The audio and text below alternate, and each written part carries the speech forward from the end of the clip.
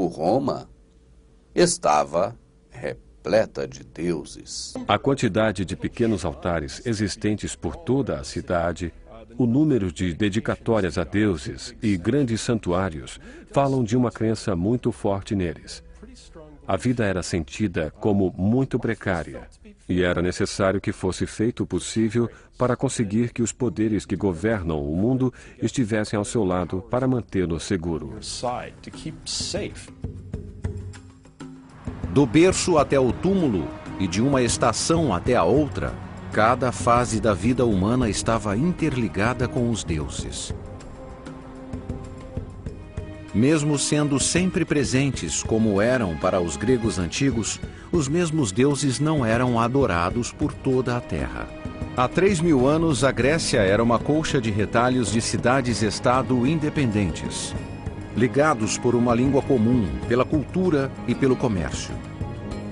Mas enquanto as principais divindades como Zeus, Prometeu e Deméter eram adorados em todas as mais de 700 cidades-estado, cada cidade e aldeia afirmavam ter seu próprio deus. O panorama da Grécia era cheio de deuses que poderiam ser completamente desconhecidos na aldeia seguinte. Cada pequena corrente de água, cada fonte de água fresca, qualquer coisa que fosse apreciada no clima poeirento da Grécia tinha sua própria divindade. As montanhas dividiam as aldeias e as pessoas entre si. Portanto, cada aldeia era encorajada a ter seus próprios deuses favoritos e seus próprios heróis.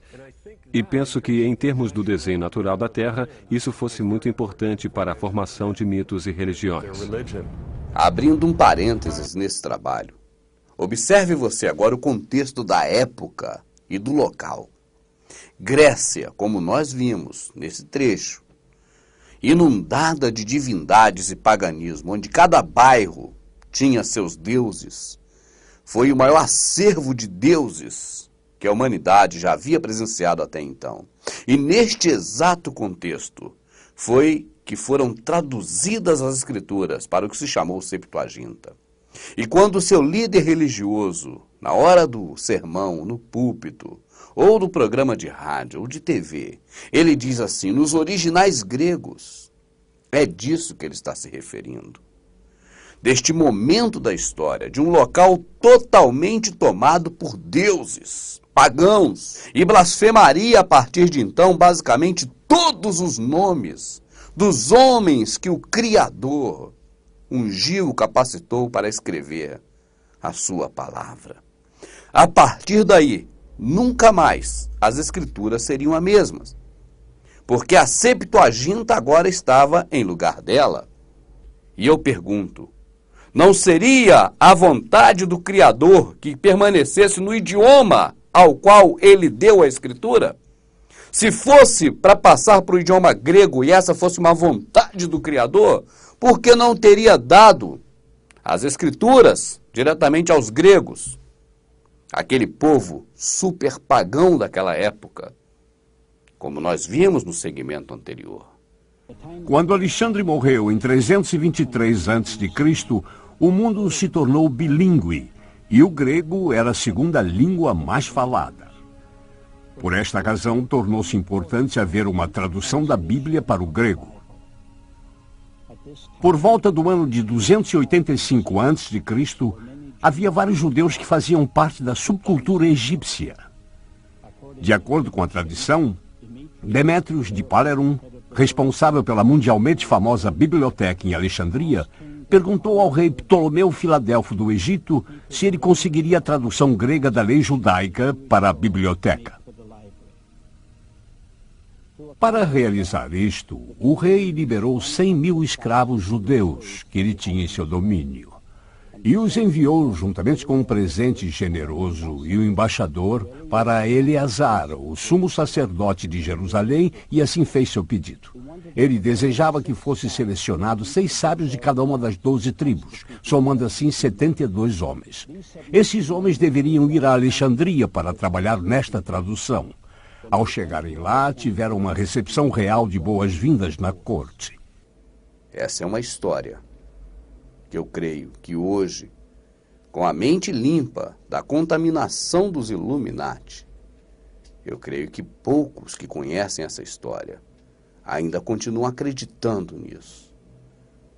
Seria muita fantasia crer que esses homens pagãos, ainda mais o rei, que queria ter ainda aquele povo todo sob o seu domínio e deixava aquele povo cultuar o que quisesse, agora se preocuparia em traduzir a Escritura porque estaria a favor do Criador.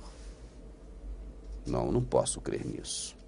O que eu consigo acreditar é que já havia um plano maligno do próprio inimigo que colocava na cabeça de todas aquelas pessoas daquela nação de adorar a divindades pagãs, ou seja, ao diabo. E agora colocara também na mente daquele rei de blasfemar as Escrituras, que para eles era apenas mais um objeto de despojos. E nós sabemos muito bem que quando um rei pagão daqueles dominava, subjugava outras nações, atribuíam essa vitória aos seus deuses e prestavam muitos cultos e agradeciam muito os seus deuses pela vitória, porque acreditavam que essas vitórias eram dadas pelos seus deuses e que também era a vitória do seu Deus sobre o Deus da nação que perdia a batalha. É muito difícil hoje acreditar neste fato histórico do jeitinho que o sistema religioso nos conta.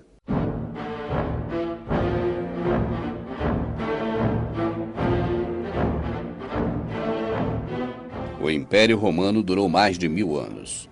Sua história tem início com os povos etruscos, tiranos que roubavam as coisas dos mais fracos e acentuavam dia a dia o seu poder.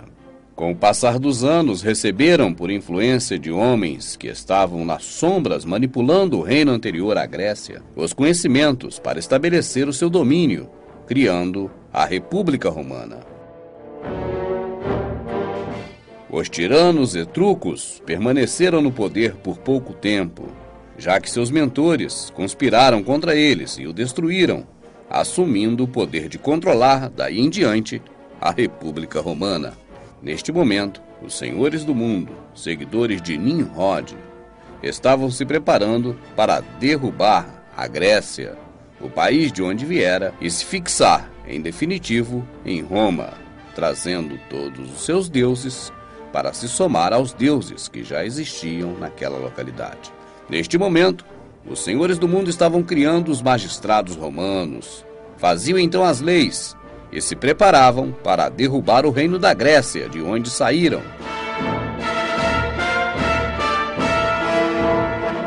A República Romana foi um modelo de democracia. A cada ano, o Conselho, lógico, formado pelos senhores do mundo, elegia 2 novos governantes.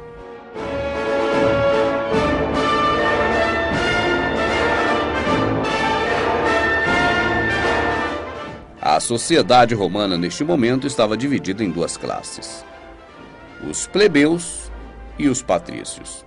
Os plebeus eram as famílias de artesãos, trabalhadores da cidade, pessoas comuns. E os patrícios, as famílias dos senhores do mundo da época, cujos descendentes de sua linhagem viriam a compor os Illuminati a partir de 1776. Nessa democracia da República Romana, os plebeus podiam votar, mas não podiam se candidatar. Os candidatos eram apenas os patrícios, ou quem eles indicassem. Em 1471 a.C., os patrícios aprenderam a tática de utilização da oposição, claro, a fim de levar a culpa, e permitiram assim a criação de uma representação popular dos plebeus, que era formado por um parlamento composto de 10 homens, que eram eleitos pelos próprios plebeus. A maioria, ou seja, pelo menos 6 deles, eram muito bem tratados pelos patrícios, a fim de que se mantesse a oposição sempre dentro de um padrão tolerável, quando necessário. Foi nessa época que surgiu o famoso Cícero, um dos maiores legisladores e oradores de Roma. Nas décadas seguintes, diversos grupos dos exércitos romanos foram criados, e a sua missão era a de roubar, matar e destruir todos de todas as cidades que houvessem pelo caminho. Por falar em caminho, nessa época, todos os caminhos levavam a Roma, pois foram eles que inventaram as estradas. Assim, a história de Roma, que começara com os etruscos matando e conquistando, agora seguia seu fluxo, mas com os senhores do mundo no poder, de forma melhor organizada e com um respaldo político através da República e aceitação do seu público cada vez mais controlado. E neste momento, os senhores do mundo, agora liderando Roma, pilha, mata, rouba e destrói a sua antiga pátria, a Grécia. Lembre-se, agora são patrícios da pátria romana e não mais da grega.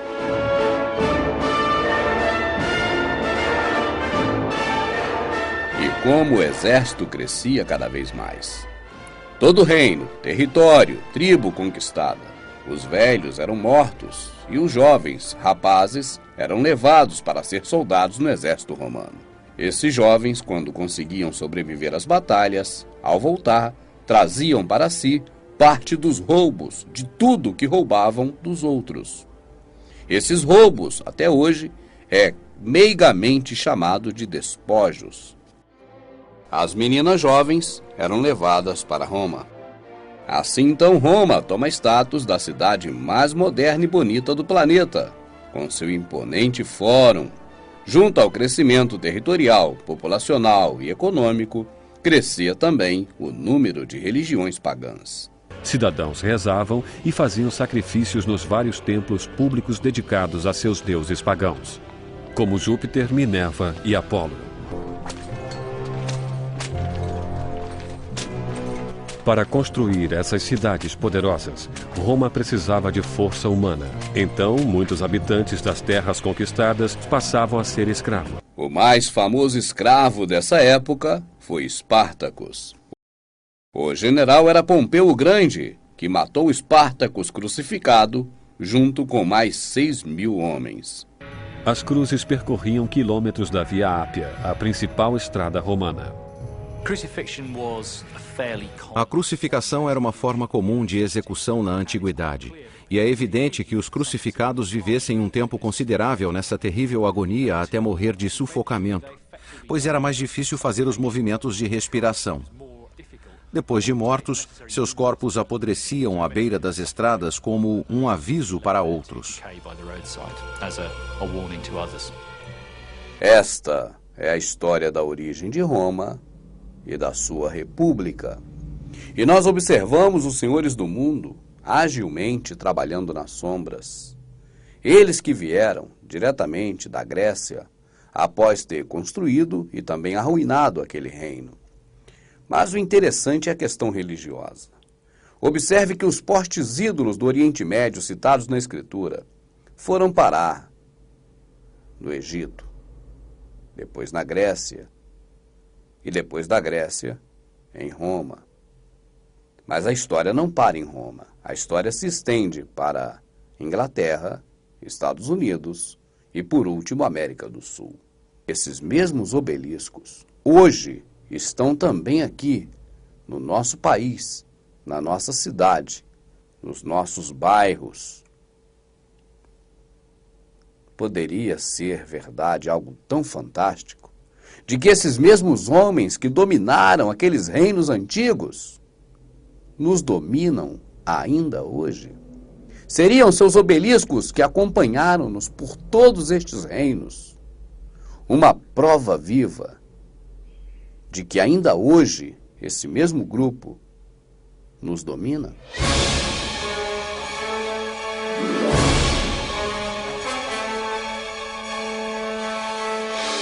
No século I a.C., os senhores do mundo, os patrícios, derrubaram a república e colocaram no poder o primeiro imperador romano. Seu nome de nascimento era Caio Júlio César.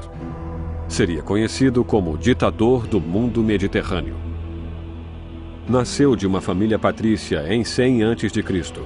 Seus pais eram disciplinadores severos que batiam frequentemente em seu filho para torná-lo um homem de verdade. César tornou-se um homem alto e musculoso, com nervos de aço. Sua vaidade física era abertamente expressa, assim como sua vontade insaciável de vencer. Com 18 anos, César alistou-se no exército e rapidamente alcançou a patente de comandante militar. Estava determinado a deixar sua marca em Roma e no mundo. Júlio César era guiado pela ambição pura e simples.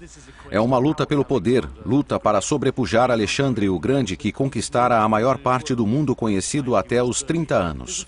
Existe uma história famosa de Júlio César na Espanha que, vendo a estátua de Alexandre, caiu em prantos dizendo: "Já tenho 25 anos e ainda não conquistei nada, e acho que essa ambição era não apenas de ser o mais poderoso possível, mas também para a história, ficar acima de Alexandre o Grande."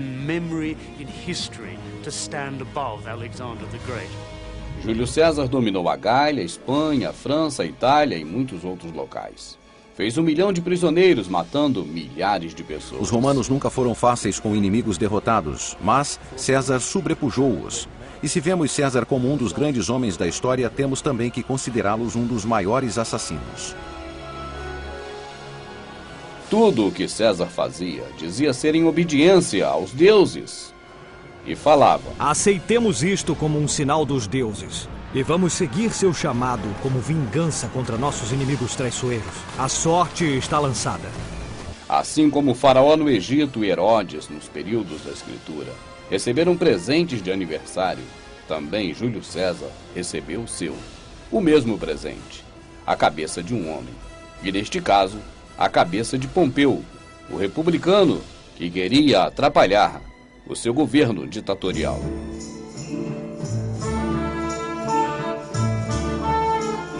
Essa foi a época de Cleópatra, a amante egípcia de César, que ao se mudar para Roma, levou junto com ela a libertinagem e uma penca de deuses, cada um com seus ritos pagãos. Temos então, neste momento, o calendário de 365 dias do ano, o calendário de Júlio César. E o seu mês, julho, é uma homenagem dele a si próprio. Após a morte de Júlio César, o povo o cultuou como mais um de seus muitos deuses. Foram construídos templos em seu nome, onde ele aparecia como chefe sacerdote ou sumo pontífice. Foi mesmo declarado um deus por alguns. Até hoje, em Roma, seu altar ainda é venerado.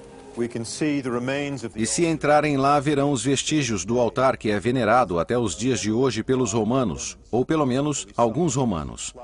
Toda essa cultura religiosa, de diversos cultos, de diversos deuses, de diversas atividades ligadas a paganismo, que estavam presentes na Grécia, foram absorvidas por Roma.